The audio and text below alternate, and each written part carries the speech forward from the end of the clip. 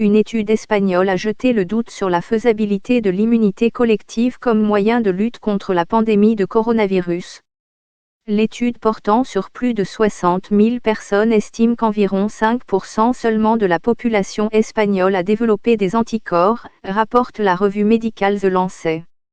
L'immunité collective est obtenue lorsqu'un nombre suffisant de personnes sont infectées par un virus pour enrayer sa propagation.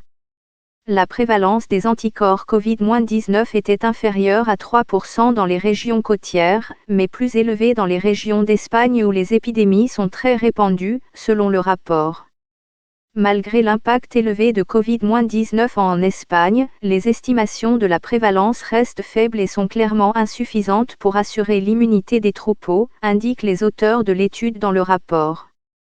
Pourquoi le coronavirus infecte moins les enfants que les adultes ? Coronavirus, les pays africains sont-ils prêts ?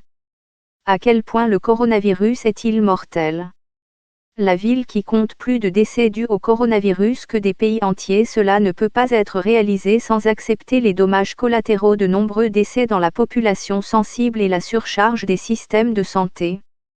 Dans cette situation, les mesures de distance sociale et les efforts pour identifier et isoler les nouveaux cas et leurs contacts sont impératifs pour le contrôle futur de l'épidémie.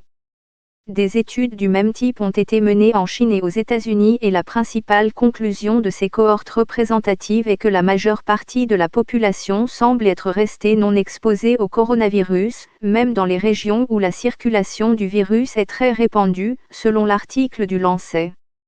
Le pays a enregistré plus d'un quart de million de cas et au moins 28 385 décès. Mais le nombre de décès quotidiens a été à un seul chiffre pendant la majeure partie des 3 dernières semaines. Cependant, les autorités de la région nord-ouest de la Galice ont réimposé des restrictions sur une zone de 70 000 personnes à la suite d'une épidémie. Les fonctionnaires ont établi un lien entre les foyers locaux et les bars de la région. La capacité des bars et des restaurants a été limitée à 50%. Il y a maintenant 258 cas de Covid-19 en Galice, dont 117 dans la province de Lugo, selon les autorités. Samedi, le gouvernement autonome de Catalogne a réimposé des contrôles sur une zone de 210 000 habitants après une forte augmentation des infections dans cette région. Le président catalan Quim Torra a déclaré que personne ne serait autorisé à entrer ou sortir du Segrià, un district à l'ouest de Barcelone qui comprend la ville de Lleida. By Michel Robert, éditeur santé, BBC News Online. L'immunité collective peut être atteinte soit par une vaccination à grande échelle, soit si une partie suffisante de la population est exposée à une infection et se rétablit. Si un nombre suffisant de personnes sont immunisées contre une maladie, il est peu probable que celle-ci continue à se propager d'une personne à l'autre.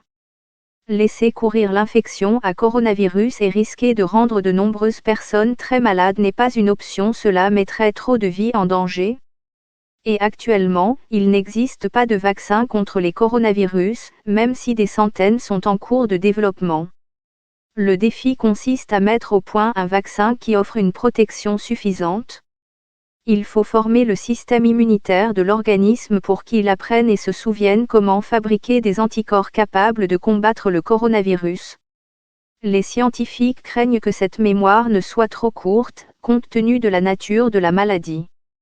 Si certaines personnes qui attrapent un coronavirus développent des anticorps protecteurs, les experts ne savent pas encore combien de temps ceci dure. Les rhumes courants sont causés par des virus similaires et la réponse immunitaire de l'organisme s'estompe rapidement.